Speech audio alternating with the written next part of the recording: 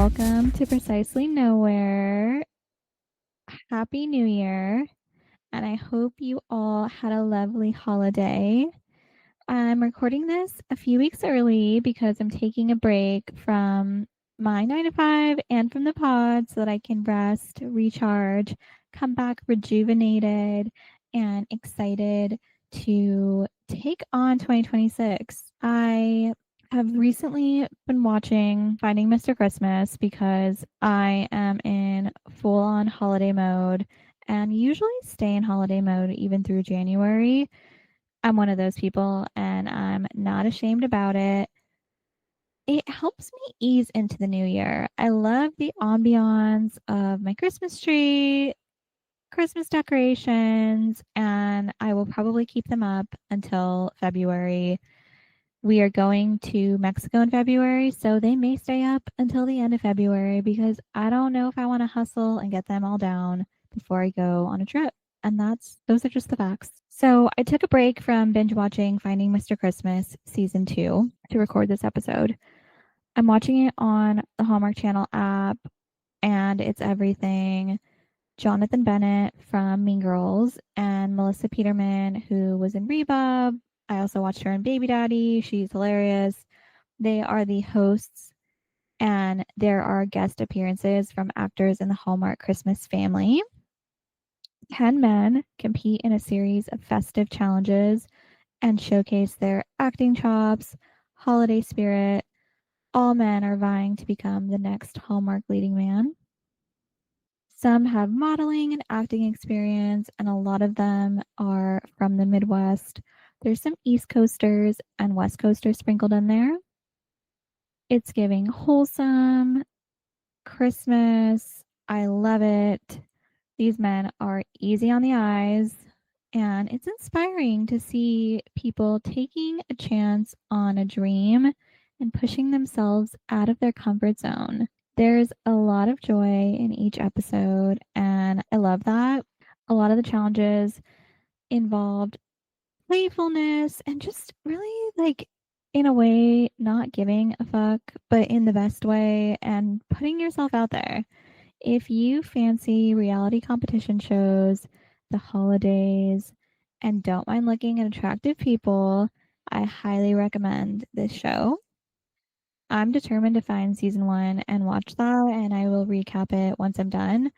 I am currently all caught up on season 2 and waiting for the final episode to come out, so we'll keep you posted. But it is a fun one, and I just discovered it as I was looking for Hallmark Christmas movies to watch, and I'm so excited that this is now on my radar. We're in a playful mood today, so we started the episode off with TV show recommendation, and we're going to jump into your new city survival guide. Today we're sharing 10 tips for moving to a new city. I mentioned this on the pod over the fall. One of my brothers got into NYU and is starting in the spring. They do a spring start. So you start in the spring and then you end up doing summer school. You still graduate with your class. NYU is also my alma mater. So I am excited to get to bond with him in a new way because I loved NYU. I loved living in New York City. And I can't wait for him to start his freshman year, start this new chapter of his life. I'm so proud of him and for him to get to know my home away from home and make it his home. I know most New Yorkers have a little bit of a love-hate relationship with the city, so I'm sure he'll experience his own love-hate at some point, but I know he's going to crush it, and I look forward to visiting him because I already have some of my best friends out there, and it'll be fun to get to visit him as well. A little backstory for anyone that's new to the pod. I moved to New York City August 2011 and I left June 2023. I had ups and downs, learned a lot about myself. I grew up in the city and made lifelong friends. I loved living there for 12 years. I left on a good note, and so I could be closer to my family. As the oldest of four and the only girl, sometimes I feel like I'm holding our family together. Men just live in their own worlds, you know, and no offense to that, but I love my family and I love bringing people together, and it is much easier to do that when I'm close to home than 3,000 miles away. I was also ready for a change and I wanted to see the sun more. I wanted to have more space for what I was paying for. Alas, it's been 2.5 years that I've been back in California, and now one of my brothers is leaving to go to New York City, and life has a funny way of working itself out. I know from my lived experiences that moving and leaving your comfort zone challenges us. And having gone through the cross country move a couple times now and also living abroad, I wanted to create a episode for anyone that is navigating a season of change and help us all navigate it a little bit more smoothly. Because when I moved to New York the first time, I had no idea what I was getting myself into. And I now know that I didn't have the best coping skills. That isn't knocking where I was at, it's just a reality. I was living off the excitement and anticipation of what living in New York City would be like after watching Gossip Girl, Felicity, Friends, and so many other movies and TV shows because New York City is iconic. So, this episode is for anyone who's left the nest, living in a new city, or is curious about embarking on a new adventure, but maybe a little afraid to do it because of the unknown. It's possible to do it and learn from it, and everything is temporary. I've learned that from my dad. I remember when I was thinking about moving back to California because I thought about it for a few years, and I thought to myself, oh, what if I make the move and I don't like it? I miss New York. And he said to me, you can always move back. It's temporary. And sometimes those words are easier said than done, but it's so true. And I remember that now. Everything is temporary. And if you really want to make a change, you can do it. Don't forget that power that you have. Let this be your guide as you navigate your new home or think about navigating a new home so your acclimation goes smoothly. It's normal for there to be bumps in the road and homesickness is real. Always remember everything is temporary. Kindness and gratitude will take you far in life, and it will make a world's difference when you're in a new space that is unfamiliar and uncomfortable. To be kind to yourself, be kind to others, and practice gratitude because there's a lot to be grateful for. And it's easy to overlook that when we're focused on the negative. I've been there in my life, and I am happy that I've done the work to get to a point where my mind now defaults more to being grateful and having gratitude. And I know that part of that is also due to having people around me that keep me grounded and encourage me to be grateful. And I think we could all use some people around us, even just one person, to encourage us to have that perspective. We're jumping in 10 tips for moving to a new city. And when I say city, it's not necessarily an urban city, it can be a rural city. This applies to anyone who's embarking on a new journey. Tip number one, start with one tiny anchor. Think about your version of home in a new place. This could be a new or a tea mug that you bring with you, a playlist that keeps you grounded and calm or hyped and motivated. A morning walk to the same corner bodega. If you're in New York City, you know what I'm talking about. But find the place where you can become a regular. It can become a regular part of your routine, a grounding ritual you genuinely look forward to. Start small, build your foundation gently, do it at your own pace, and don't force yourself to arrive before you're ready. And what I mean by that is don't force yourself to make this place feel like home before you're ready to call it home. It takes time. I used to tell people that would move to New York City and would be newer there after I'd lived there for a few years. I think it takes at least a year for anyone to acclimate somewhere. And it takes time for us to feel familiar and get used to our surroundings. So give yourself that time. Go at your own pace. Start with one tiny anchor to help you feel grounded, to build those new rituals. Tip number 2, make a joy list. This could be seasonal. 'Tis the season of winter, so we can make it a winter joy list. Or if you're somewhere where it's spring, make it a spring joy list. In New York City, winters can humble anyone, and I learned that being from Southern California. It is cold. It's not the coldest place on earth, but it can be cold. The weather app is your friend. Create a short list of 5 to 7 things that feel nourishing.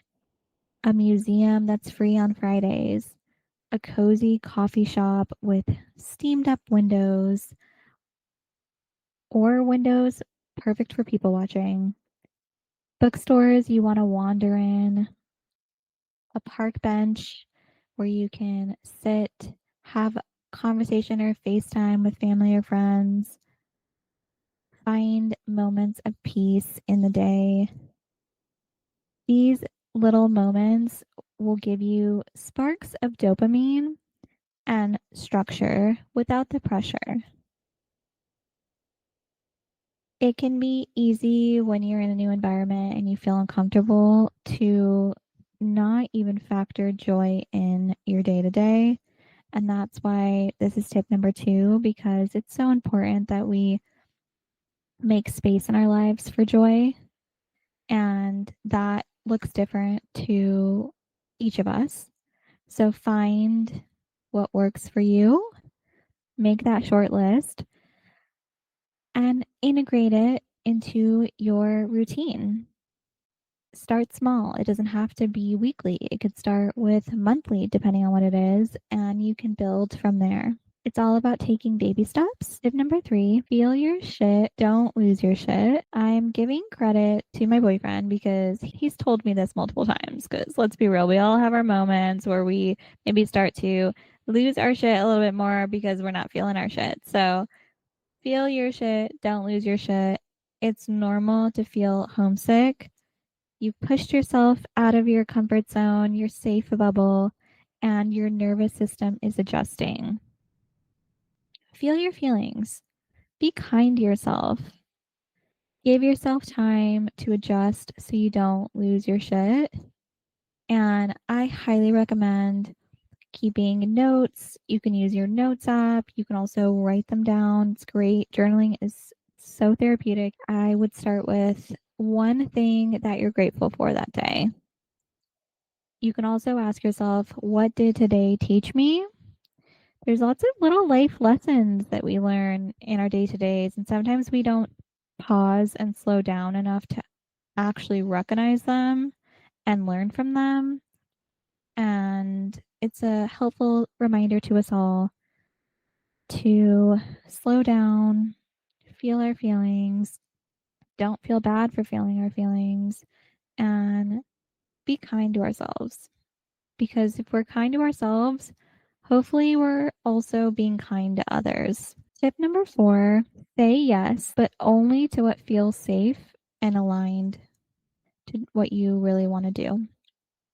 Don't force yourself to be extroverted if you are an introvert and you know you need time to chill and recharge. Instead, aim for one intentional yes a week. In doing that, you are still pushing yourself out of your comfort zone, but you're saying yes to things that feel aligned to what you truly want to do, not peer pressure. If we live our lives for others, we are going to wake up one day realizing that we are probably unhappy and a little frustrated because we're not really doing things that fill our cup up. We're doing things for other people. So being intentional with how you're spending your energy and who you're giving your energy to is going to be key in finding comfort in a new space and thriving and not just surviving. Let's get out of the survival mode. Say yes to coffee with a new friend, dinner with a friend of a friend, a couple new people that you might not know well, but you are taking a chance on getting to know them. A workout class or a new hobby. Maybe it's a book club. Maybe you are going to a museum and you are saying hi to a stranger. Be safe, but put yourself out there a bit. Say yes to what fills your cup up, not what drains you. And if you're not aware of what drains you, then that is the perfect time to do a check in with yourself and start to learn more about yourself. I've been there and it's a work in progress still every day for me because I have those impulses where I get invited to something last minute and my inkling is like, yes, I want to do that. And then I'm like, oh, but wait, like, do I want to do that because I have FOMO or do I want to do that because I really want to do that? And sometimes it's because I have FOMO and that's not good enough anymore. It's okay to miss some things. There can be a next time. And what's more important is that we are saying yes to what's aligned to what we really want to do and not forgetting ourselves in the process. And this can be really hard. I know that. It's much easier said than done, but I think when we start to put this into practice and make it more of a habit, we can find that we are happier. And I am speaking from experience. Tip number 5, invest in cozy survival gear. This is going to vary depending on where you've moved, but in the spirit of winter and New York City magic, make sure you invest in some practical but necessary NYC winter essentials. Those are thermal layers, waterproof boots, vitamin D, because let's be real, you're not going to see the sun as much as you may have seen it depending on where you're coming from. Maybe a mini humidifier and a coat that feels like a warm hug because you're going to need it when you're walking outdoors and the frigid weather hits your body. It is a game changer to invest in a good coat. If you find yourself in other climates, again, check the weather app, invest in the essentials you need. If you're in a warm weather area, get those sandals. I know when my boyfriend and I moved to California, he did not have many shorts or sandals because he was from the Midwest and he was just used to wearing like shoes. He had a few pair of shorts, but he needed a bit of a wardrobe. I don't want to say upgrade, but let's be real, slight upgrade. He needed some things that were practical for the climate that he is now in. And we got him those things quickly after moving here. Set yourself up for success so that you can thrive in this new place. And we're not glamorizing suffering. We're dressing for softness, for reality, and being cozy and practical. Tip number 6, build a soft social rhythm. We've been talking about gentle routines, building foundations at our own pace, that all applies here. Instead of I must make friends as soon as possible, try one weekly ritual outside of the house. Maybe it's the same day or time. A cafe that you return to a cafe that you return to and become a regular at. People remember faces, so let your presence work. Build it softly, give yourself time, and before you know it, you may start to feel like you are building community, and that is going to make a huge difference in you feeling like this new place that once felt unfamiliar and uncomfortable is now a place that you can call home and a place where you feel safe and seen. And that is going to be a game changer for you as you navigate this new city. Bring your culture with you. I have learned this more now that I'm living in California to embrace my culture. I always embraced it previously, but I didn't always have these decorations in my home. It is so nice to have my culture in my home and in my space, and it makes me feel so much more at home. It's hard to explain, but if you know, you know. And now that I have experienced that, I know the next time I move anywhere to bring my culture with me. It helps me feel like me and it helps me feel connected to my roots. And I know that this has helped with me. And I know that this has helped me acclimate to living in a new place. I'm going to use my Latina culture as an example, and you should find your own cultural anchors depending on what your culture is. That could be a salsa night, a Latin owned cafe. I have a Latin-owned store, Mi Cultura, that I love to go to. It's in Riverside, California. It always brings me so much joy walking in there. I usually end up walking out with something. Being in that space, hearing the music, it just brings me home. A grocery store that sells the snacks you grew up in, find that store. And if you don't have it immediately available to you, maybe order those snacks online if you can. Holiday traditions that you recreate in your own home. And last but definitely not least, home decor. Sprinkle your space with cultural anchors that are going to help you feel grounded. This combats loneliness and affirms your identity, and that's going to help you make your new space feel more like home. Tip number 8, create a cozy home. Create a home that feels like your own sanctuary. Not Pinterest perfect, just a little sanctuary that protects your energy. Ditch those fluorescent lights and buy a lamp that gives you that ambiance, moody lighting that brings you joy. Invest in a lamp that gives you that lighting that you love, that cozy vibes, a blanket that you love that travels room to room, candles. I love candles, essential oils, lavender, small little ways to bring coziness into your home. Your space doesn't have to be fully furnished to feel nurturing.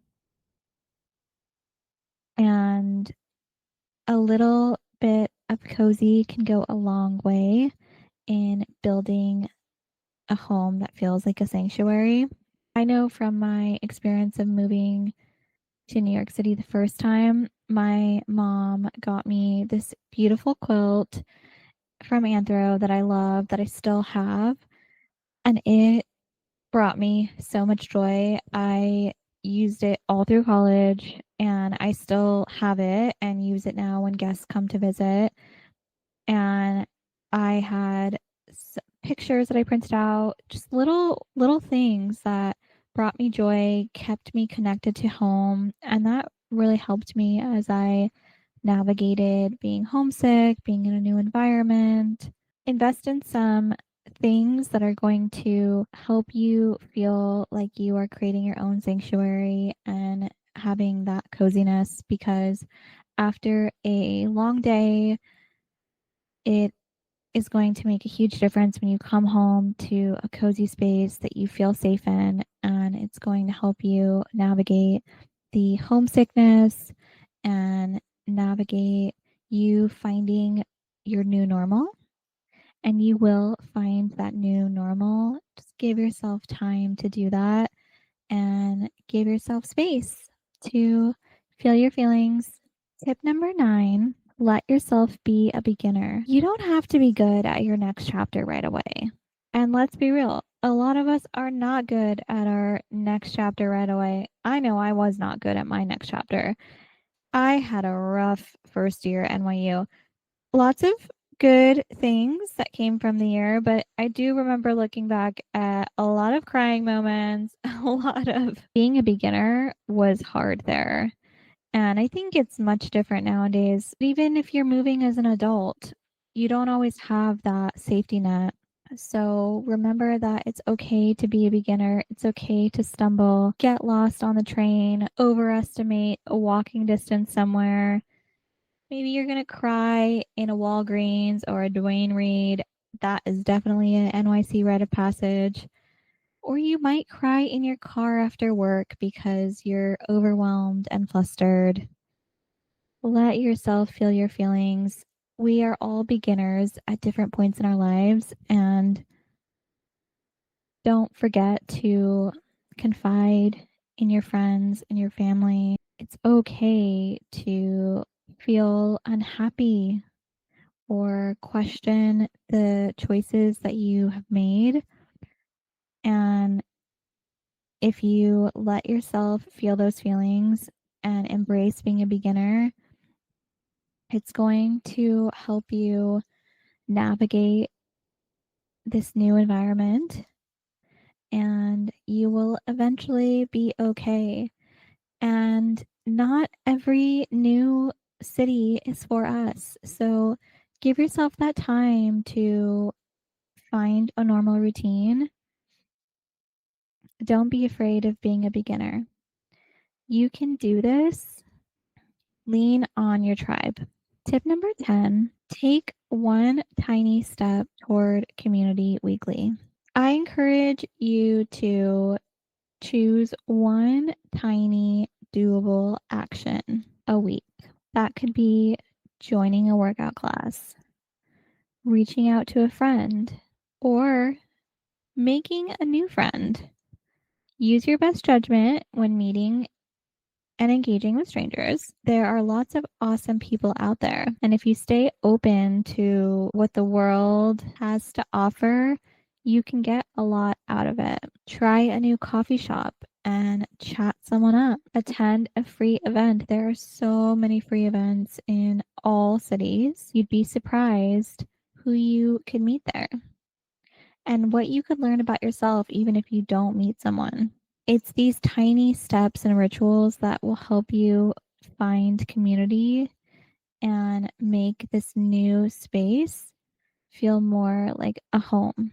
Explore one new neighborhood. I love exploring new neighborhoods and seeing new places, and you can learn so much about your community if you put yourself out there, embrace curiosity, and embrace community. It is essential to feeling like this new space and this new city is somewhere where you can see yourself thriving and living in. So we always can try our best, and sometimes it still doesn't work out, but trying our best is also going to be what sets us up for success in making a new space and place feel like home.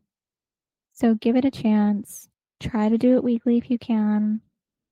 If doing it weekly is too much, then meet yourself where you're at and try to do it regularly so that you're putting your best foot forward and you're doing your best to make this new space feel like a home. This keeps you from feeling isolated and giving into those intrusive thoughts or spiraling, and it slowly will make this new city feel like yours. one moment at a time. I know I've shared on the pod in the past different experiences of mine and what I've experienced moving to New York, moving back to California. I've also lived abroad. So I know what it's like to be in unfamiliar spaces, sometimes with no one that you know, and how scary that can feel. But I also know how amazing it is to learn about yourself and that everything is temporary. I think it's awesome that we push ourselves out of our comfort zones and we try new things, and it's not for everyone. This is not everyone's cup of tea. But if it's your cup of tea or you know anyone that is navigating a new change, share this episode with them. We are all building community in different ways, and I am doing my part by sharing my lived experiences with everyone that's listening. If you are in a new city or curious about moving to a new city and you want to hit me up to chat one on one about navigating this new adventure, I am down. I am a planner. I love to plan, and I am happy to share my knowledge and tips with anyone that needs them. Thank you all for listening. Happy New Year. I am jet setting off to New York City by the time this comes out, helping my brother move into his dorm, and I'm very excited to help him navigate this new journey. I did not have these coping skills or tips when I moved to New York City the first time, and I didn't have them when I moved to California either. And that is why I wanted to record this episode, because I know how much of a game changer it can be when you have a little bit of a game plan going into a new adventure. And I love you all and hope you have a lovely week. Having made a few life changing moves, I know that it can be a game changer for how we navigate new experiences. And that is the purpose of today's episode. So if you know anyone that is curious about moving somewhere new, recently relocated and moved somewhere new, please share this episode with them if you think it would be helpful. I'm all about paying it forward, and if I could help anyone as they navigate a new change in their life, I would love to do that. So DM me on Insta. I may be a little delayed to respond because I will be traveling soon, but I promise I will read it and get back to you. I love you all. Thank you so much for listening. I hope you have a lovely week and happy new year. Let's go out and crush 2026 and chase our dreams.